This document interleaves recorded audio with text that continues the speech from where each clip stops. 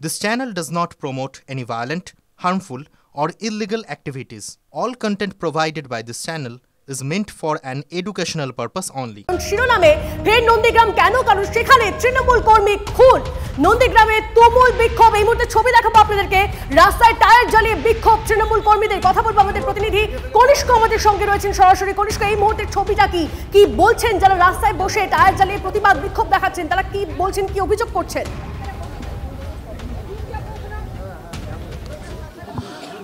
দেখো, স্থানীয় মানুষদের যে দাবি, দীর্ঘদিন ধরে এই মহাদেব বিষয়কে রাজনৈতিক কর্মকাণ্ড, অর্থাৎ সে এখানকার তৃণমূল কংগ্রেস কর্মী দীর্ঘদিন ধরে বিজেপি আশ্রিত দুষ্কৃতীরা তার উপরে মারধর করে এবং তৃণমূল কংগ্রেস করতে বাধা দিচ্ছিল, এমনটাই অভিযোগ। আমি এখানে দেখানোর চেষ্টা করবো, এখানে বিজেপি তৃণমূল নেতৃত্বরা বসছেন। আমি সুফিয়ান দা, মূলত অভিযোগটা কি ছিল আপনাদের? অভিযোগ হচ্ছে আমাদের তৃণমূল কংগ্রেসের কর্মী মহাদেব বিসাই এখানে মুরগি কাটা ব্যবসা করে, আর এ তৃণমূল কংগ্রেস করে বলে একে তৃণমূল কংগ্রেসের করার প্রতিবাদে এ বারবার একে হুমকি দেয়, তলা তুলে টাকা চায়, মোটরসাইকেল ফেলে দিয়ে ওকে মারধর করেছে, থানায় অভিযোগ করেছি। তা সত্ত্বেও কোনো প্রকারে কোনো সুরাহ করেনি। গত রাত্রে সাহেব দাস, যিনি পঞ্চায়েত সমিতির কৃষি কর্মাধ্যক্ষ এবং এই এলাকার পঞ্চায়েত সদস্য এবং মণ্ডল সভাপতির নেতৃত্বে অনেক মানুষ এবং বিজেপির হারমাদরা এসে একে সরাসরি তুলে নিয়ে গিয়ে ওকে পা হাত ভেঙে করে দেয় এবং বাইরে মার্ডার করে একে তার দোকান ঘরের ভিতরে ঢুকে দিয়ে চলে যায়। অতএব ইমিডিয়েটলি আমাদের দাবি পুলিশের কাছে যে আসামিদেরকে অ্যারেস্ট করতে হবে, নচেত আমরা এখান থেকে লাশ যেতে দেবো না। এখনো কি দেহ আটকে রয়েছে? দেহ আটকে রয়েছে। পুলিশকে সকাল থেকে পুলিশকে বলা হচ্ছে আপনি আসামি অ্যারেস্ট করুন, পুলিশ যাচ্ছে না, কোনো কর্ণপাতই করেনি। আপনারা বলছিলেন এর আগেও বারবার পুলিশকে অভিযোগ জানানো হয়েছে, কোনো পদক্ষেপ নেয়নি। এর আগে বৃন্দাবন চকে সেই গোপাল চিতিকে মেরেছিল, তার ব্যাপারে আমরা অভিযোগ করেছি, আসামিকে অ্যারেস্ট করেনি, কোনোটা কিছু করেনি। তুমি বুঝতে পারলে স্থানীয় মানুষজন তারা রয়েছেন, তাদের দীর্ঘদিনের ক্ষোভ বারবার পুলিশকে জানিয়েও কোনো পদক্ষেপ নেয়নি, অর্থাৎ রাজনৈতিক কর্মকাণ্ড করার ক্ষেত্রে বাধা। এবং যেটা জানা যাচ্ছে এই পেছনে কিন্তু দেহটা রয়েছে। এখনো মানুষদের দাবি, যেটা স্পষ্ট কথা, যে যতক্ষণ না প্রকৃত দোষী যাদের বিরুদ্ধে অভিযোগ উঠছে সেই অভিযুক্ত নেতাদেরকে গ্রেপ্তার করা হবে, ততক্ষণ কিন্তু এখানে দেহ এখান থেকে সৎকারের উদ্দেশ্যে নিয়ে যাওয়া হবে না। এবং তোমাকে এই ছবিটা, ঘটনাস্থলটা দেখানোর চেষ্টা করব, যে কার্যত এই দোকানেই পড়ে রয়েছে যে দেহটি। এবং সেখানে স্থানীয় মানুষদের যেটা অভিযোগ, যে বারবার তৃণমূল কংগ্রেস কর্মীরা তারা কিন্তু এইখানে যে এই মহাদেব বিষয় রাজনৈতিক কর্মকাণ্ড করতে বাধা দিচ্ছিল এবং সেই বাধা দানের বারবার অভিযোগ সত্ত্বেও পুলিশ কিন্তু পদক্ষেপ নেয়নি, এমনটাই অন্তত অভিযোগ করছেন। এবং পাশাপাশি তুমি জানো যে এইটা শুধু প্রথম নয়, এর আগে অর্থাৎ দিন 20 যদি আগে ধরি, তাহলে সমবায় নির্বাচনকে কেন্দ্র করে এই নন্দীগ্রামে একজন তৃণমূল কংগ্রেস কর্মী খুন হলো। অর্থাৎ নন্দীগ্রামে মানেই কিন্তু সেই তৃণমূল কংগ্রেস কর্মীদের একের পর এক বলি হচ্ছে, এমনটাই দাবি করছেন তৃণমূল নেতৃত্ব। এবং এই রাজনৈতিক হিংসাজনিত কারণে কেন মৃত্যু হবে তৃণমূল কংগ্রেস কর্মীরা, অন্তত পুলিশের কাছে সেই জবাবটা চাইছেন এখানকার তৃণমূল কংগ্রেস কর্মী এবং নেতৃত্বরা। এবং তাদের স্পষ্ট দাবি, যত অভিযুক্ত যাদের বিরুদ্ধে সেই অভিযুক্ত নেতারা গ্রেপ্তার হবেন, ততক্ষণ কিন্তু এই জায়গা থেকে দেহ তারা ময়নাতদন্ত করার জন্য হোক বা সৎকারের জন্য নিয়ে যেতে দেবেন না, এবং স্পষ্ট দাবি করেছেন। এবং ইতিমধ্যেই জেলা পুলিশের উচ্চপদস্থ পুলিশ কর্তারা তারাও কিন্তু হাজির হয়েছেন। কতক্ষণে এখানকার এই স্থানীয় মানুষদের যে ক্ষোভ, দীর্ঘদিনের ক্ষোভ, আমাদের সঙ্গে থাকো প্লিজ। এই মুহূর্তে বিজেপি নেতা দিব্যেন্দু অধিকারী আমাদের সঙ্গে রয়েছেন। দিব্যেন্দু বাবু, নন্দীগ্রামে সেখানে তৃণমূল কর্মী খুন এবং তার দেহ আটকে রেখে সেখানে বিক্ষোভ করছেন তৃণমূল কর্মীরাও, অভিযোগ একাধিক রয়েছে এবং মূলত অভিযোগ বিজেপির দিকে। হ্যালো দিব্যেন্দু বাবু, শুনতে পাচ্ছেন? হ্যাঁ, পাচ্ছি। দিব্যেন্দু বাবু, এই মুহূর্তে সেখানে দেহ আটকে রেখে বিক্ষোভ করছেন তৃণমূল কর্মীরা, অভিযোগের তীর বিজেপির দিকে এবং শেখ সুফিয়ান তিনি রাস্তায় বসে বিক্ষোভ করছেন। কোন খুনের রাজনীতিতে বিশ্বাসী নয় ভারতীয় জনতা পার্টি। গতকাল একটা পবিত্র দিন ছিল, ভারতবর্ষের প্রয়াত প্রধানমন্ত্রী ভারতরত্ন অটল বিহারী বাজপেয়ীর কর্মসূচি আমরা সর্বত্র পালন করেছি। এবং আমরা যে কথা বরাবর বলি, খুনের রাজনীতিতে যারা বিশ্বাস করে, যারা এসবের সাথে যুক্ত, তারাই সব করছে। এগুলো পুলিশের তদন্ত করে দেখা হয়, সঠিক তদন্ত। পশ্চিমবঙ্গ পুলিশের কাছ থেকে তো সঠিক তদন্ত মানুষ পায় না। সঠিক তদন্ত করে সত্যাসত্য বিচার করে দোষীদের গ্রেপ্তার আমরাও দাবি করছি, এ নিয়ে কোনো সন্দেহের কারণ নেই। আর যে পরিবার মানুষটি মারা গেছে তাদের প্রতি আমরা সমবেদনা জানাচ্ছি। দেহ নিয়ে রাজনীতি করাটাও নিন্দনীয় বলে আমি মনে করি। বেশ, অনেক ধন্যবাদ আমাদের সঙ্গে কথা বলার জন্য। কথা বলছিলাম বিজেপি নেতা দিব্যেন্দু অধিকারীর সঙ্গে। কথা বলবো আমাদের রিপোর্টার কনিষ্ক আমাদের সঙ্গে রয়েছে।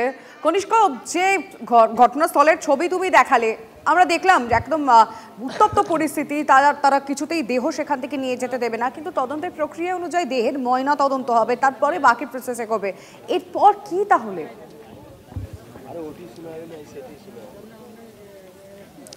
দেখো, এখানকার আমার পেছনেই তুমি দেখতে পাচ্ছ স্থানীয় গ্রামবাসী তারা রয়েছেন, তাদের কাছ থেকে জেনে নেওয়ার চেষ্টা করবো অন্তত তারা কি চাইছেন। কি চাইছেন আপনারা? যারা মানে এইসব কাজ করেছে তাদের গ্রেপ্তার চাই, তাদের খুন চাই।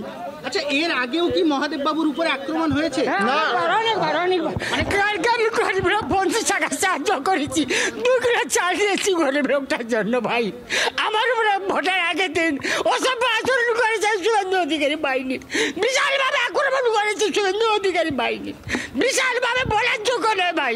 আমার কাছ থেকে 2007 সাল থেকে মেহনাজ কেনার জন্য, সিপিএমকে মারার জন্য 2 লক্ষ টাকা নিয়েছে। আমি গরিব লোক, চিটামারা গাড়ি মানুষ ভাই, 65 বছর বয়স হয়ে গেছে ভাই। এইটুকু দুঃখিত, এলাকা খুন খেলা সন্ত্রাস এগুলো মেনে নিতে পারছি না।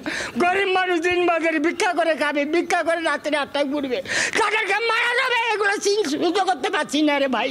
একটু চাইছি আমরা, পশ্চিমবাংলা কি অবস্থা উন্নত হয়ে গেছে ভাই, নন্দীগ্রাম কি অবস্থা হয়ে গেছে। 7 সালে সিপিএম এরকম ছিল না ভাই, দুঃখিত।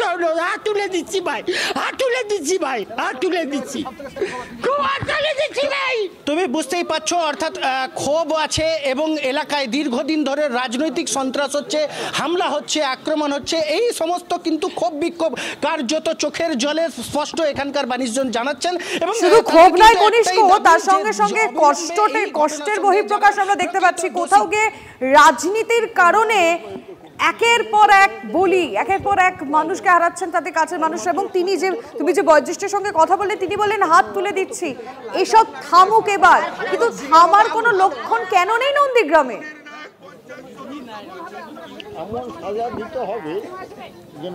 একদমই, বিগত দিনেও আমরা দেখেছি সমবায় নির্বাচন থেকে শুরু করে একাধিক নির্বাচনে কিন্তু রাজনৈতিক হিংসা হয়।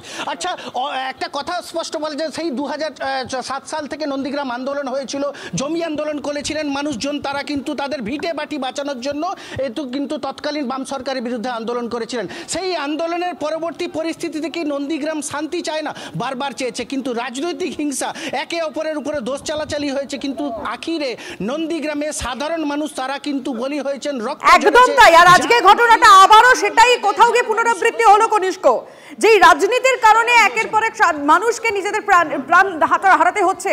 এবং এই যে বয়োজ্যেষ্ঠের সঙ্গে কথা বলেন, তিনিও তাই বলছেন যে এবারে সব থামুক। কিন্তু নন্দীগ্রামে কেন কিছু থামছে না? কেন এই হিংসা এখনো নন্দীগ্রামে চলেছে? আমরা শুনবো কি বলেছেন সুকান্ত মজুমদার। অখিলগিরির সঙ্গে আমরা কথা বলেছিলাম, তিনি কি বলেছেন শুনবো।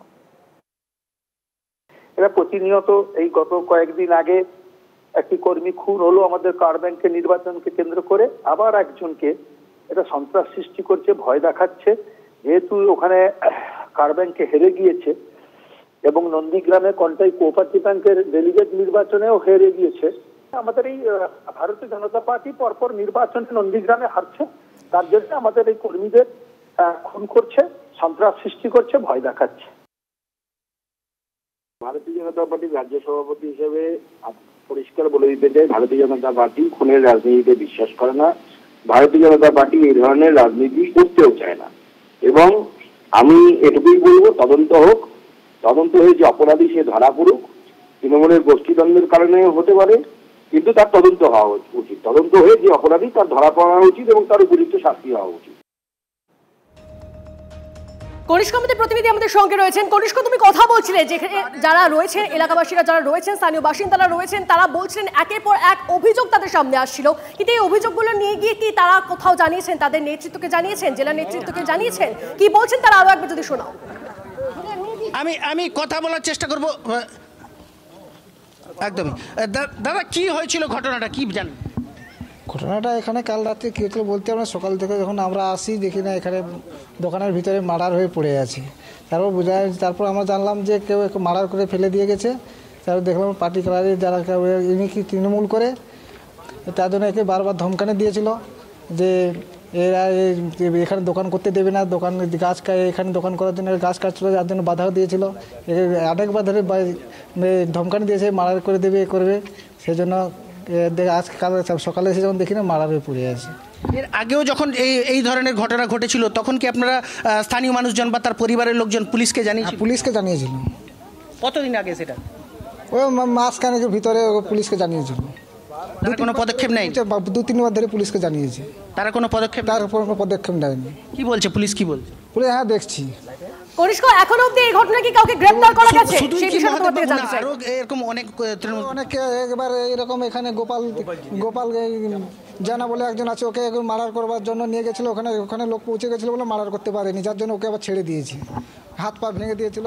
না দেখো, এখনো পর্যন্ত এই ঘটনায় যাদের বিরুদ্ধে অভিযোগ তাদেরকে গ্রেপ্তার করা সম্ভব হয়নি, কিন্তু মানুষের যে ক্ষোভ বিক্ষোভ, আমি একটু যারা ধর্নায় বসে আছেন, কার্যত পদবরোধ করে বসে আছেন, তাদের কাছে একটু যাওয়ার চেষ্টা করব এবং তাদের সঙ্গে কথা বলার চেষ্টা করবো। তুমি দেখো, ভোর রাত থেকে যখন ঘটনা ঘটে তখন থেকেই কার্যত এলাকা মানুষজন কার্যত নাওয়া খাওয়া বন্ধ করে এখানে মানুষজন জমায়েত হয়েছেন এবং তাদের মূলত স্পষ্ট দাবি রয়েছে যতক্ষণ না প্রকৃত দোষী যারা তারা গ্রেপ্তার হচ্ছে, অর্থাৎ পুলিশ আধিকারিকরা বারবার আসছেন, তাদের সঙ্গে কথা হচ্ছে, কিন্তু স্পষ্ট দাবি স্থানীয় মানুষদের বা গ্রামবাসীদের বা তারা পরিবারের তৃণমূল কংগ্রেস নেতৃত্বে তারা স্পষ্ট বলছেন যতক্ষণ না প্রকৃত যারা দোষী তারা যতক্ষণ না গ্রেপ্তার হচ্ছে ততক্ষণ কিন্তু এই আন্দোলন একদম। তারা রাস্তায় বসে বিক্ষোভ করছেন কারণ এখন অবধি কাউকে গ্রেপ্তার করা সম্ভব হয়নি। কাউকে গ্রেপ্তার করা হোক, এই ঘটনায় যারা জড়িত তাদেরকে গ্রেপ্তার করা হোক, সেই দাবিতেই তারা পথে বসে ধর্ণা অবস্থান করছেন। অবশ্যই আমাদের নজর থাকবে। ধন্যবাদ কনিষ্ক।